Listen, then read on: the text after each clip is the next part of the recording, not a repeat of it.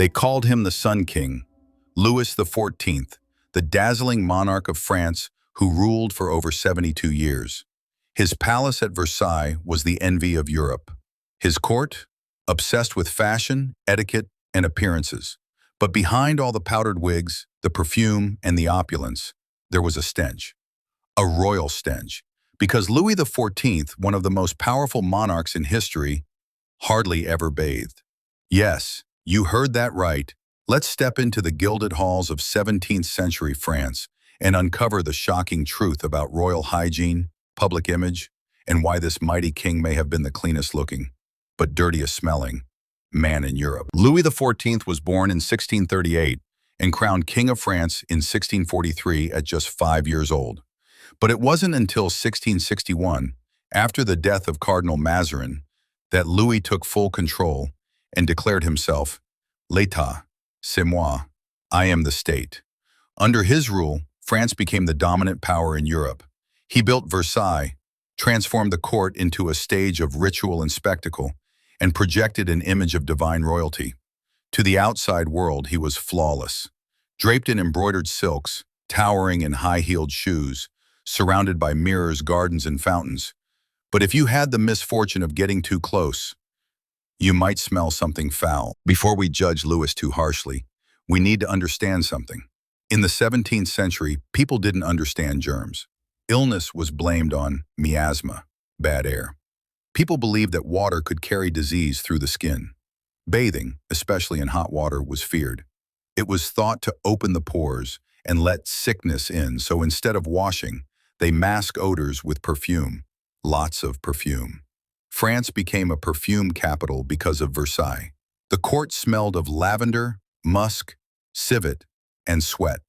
And no one embodied this more than Louis XIV. So how dirty was he really? Historical records show Louis only bathed twice in his entire life. Yes, just 2 times. Once for a medical emergency, the other, a ceremonial bath after a severe illness. And even then, these weren't relaxing soaks. They were brief, shallow, and always followed by a rub-down with scented oils. No rinsing, no soap. Louis believed water was dangerous. His doctors agreed. So instead of bathing, he wiped. Servants scrubbed him with linen cloths soaked in alcohol or vinegar. His clothes? Changed several times a day. His perfume? Reapplied with each change. He even slept in his royal stockings, never washed, just dusted with powder. Versailles was a symbol of glory, but it stank. Despite its magnificence, it had no proper sewage system. Thousands of courtiers lived there, but toilets were rare. Servants dumped chamber pots out windows into the gardens. People relieved themselves in hallways, stairwells, even behind curtains. Foreign dignitaries wrote about the smell. One noted, "The air was perfumed but nauseating, like a garden filled with rotting fruit." Even the queen complained that the palace smelled like garbage and urine. Every morning at 8:30 a.m., Louis began his day with the lever, a ceremonial wake-up. Nobles attended as he was dressed layer by layer, shirt, waistcoat, breeches, coat, all freshly perfumed. His wig, soaked in powder and oil. Then came face painting, white powder, a dash of rouge, and a splash of scent. Still, no water. Even after hours of dancing, riding, or hunting, he never rinsed. He simply changed clothes and added more perfume. His doctors claimed he had a noble odor, believing his sweat was less offensive because of his royal blood. Louis's hygiene problems didn't end with his skin. By middle age, he had lost all his teeth thanks to a sugar-rich diet and zero dental care. In 1685, a tooth was forcibly extracted. The surgery tore a hole in his upper jaw. It never healed. Pus oozed constantly. His breath was atrocious. Eating became painful. He was fed with a spoon and could only take liquids for days. But the courtiers? They never mentioned the smell. Instead, they flattered him. They said his breath was like roses, and his suffering, noble afflictions. Ironically, during Louis's reign, public baths disappeared across France. They were seen as immoral and dangerous. It wasn't until the 18th century, long after Louis's death, that scientists began understanding germs.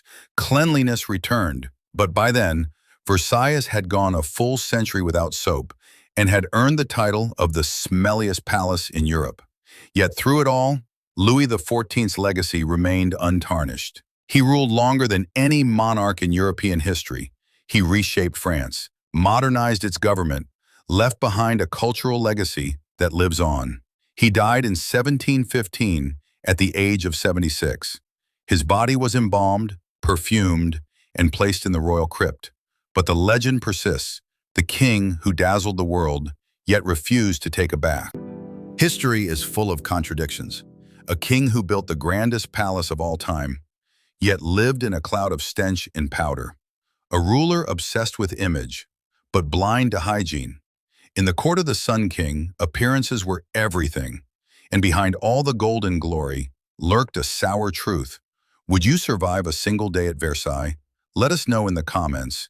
And if you thought this story was strange, wait till you hear about the queen who slept beside her husband's corpse for years. That's coming next on TimeScroll.